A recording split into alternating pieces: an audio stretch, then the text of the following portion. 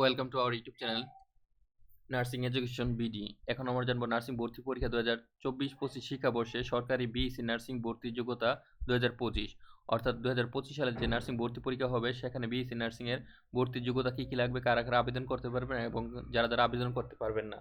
BSc nursing এ আবেদন করতে চাইলে ইন্টারমিডিয়েট বা এসএসসি পাস হতে হবে, বিজ্ঞান গ্রুপের হতে হবে, ছেলে মেয়ে সবাই আবেদন করতে পারবে। সরকারিতে ছেলেদের 10% সিট থাকবে আর বেসরকারিতে 20% সিট থাকে।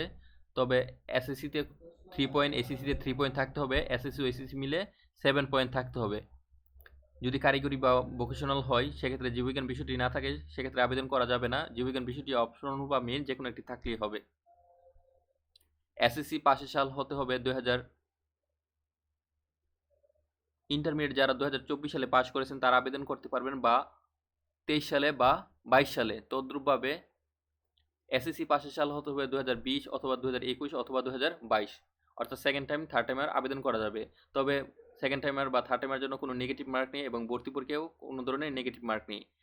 এসএসসি জিপিএতে 20 মার্ক থাকবে, এসএসসি জিপিএতে 30 মার্ক থাকবে। এসএসসি ও এসএসসি 20 এবং 30 টোটাল 50 মার্ক থাকবে জিপিএতে, এবং ভর্তি পরীক্ষায় 100 মার্ক থাকবে, যেখানে বাংলা, ইংরেজি, সাধারণ গণিত,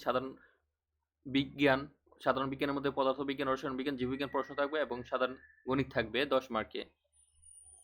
100 মার্কের পরীক্ষার মধ্যে কমপক্ষে 40 পেতে হবে, 40 পেলেই পাস। তাছাড়া এসএসসি জিপি আর এইচএসসি জিপিএতে টোটাল 50 মার্ক এবং ভর্তি পরীক্ষা 100 মার্ক। 150 মার্কের মধ্যে যাদের স্কোর বেশি থাকবে তারাই সিট অনুযায়ী, যাদের স্কোর বেশি থাকবে তারাই সরকারিতে চান্স পাবে। এবং সরকারিতে পড়াশোনা সম্পূর্ণ ফ্রি, তবে ভর্তির সময় অল্প কিছু টাকা, আনুমানিক 10 থেকে 12,000 টাকা খরচ হতে পারে। আর ইন্টারমিডিয়েট অর্থাৎ এসএসসি পরীক্ষা 2024 এর ফলাফল যখনই প্রকাশিত হবে তার কিছুদিনের মধ্যে, অর্থাৎ মাসখানেকের মধ্যে অন্যান্য পাবলিক বিশ্ববিদ্যালয়ের পাশাপাশি নার্সিং ভর্তি পরীক্ষার সার্কুলার দিবে, তখন সেখানে আবেদন করতে হবে।